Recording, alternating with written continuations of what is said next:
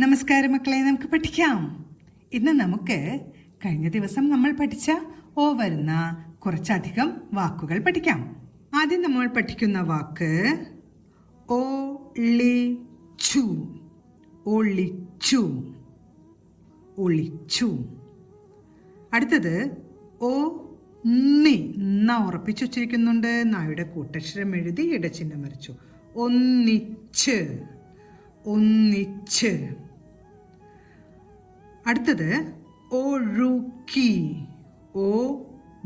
ഴ എഴുതി ഊടച്ചിഹ്നം. ഒഴുക്കി. ക എഴുതി ഇടച്ചിഹ്നം.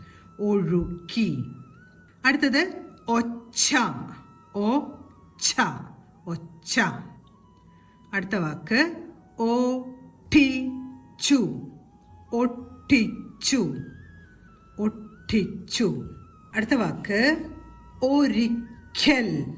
ഒരിക്കൽ. ഒരിക്കൽ. അടുത്ത വാക്ക് ഒരുമിച്ച്. ഒരുമിച്ച്. അടുത്ത വാക്ക് ഒടുവിൽ. ഒടുവിൽ. ഒടുവിൽ. അടുത്ത വാക്ക് ഒരുമ. ഒരുമ. ഒരുമ. അടുത്ത വാക്ക് ഒരിടത്ത്. ഒരിടത്ത്. അപ്പോൾ നമ്മൾ ഇന്ന് ഓ വരുന്ന കുറച്ചധികം വാക്കുകളാണ് പഠിച്ചത്. ഓരോ വാക്കുകളും പറഞ്ഞുകൊണ്ട് എഴുതി പഠിക്കാൻ ശ്രമിക്കണം. അടുത്ത ക്ലാസ്സിൽ കാണാം മക്കളെ. നമസ്കാരം.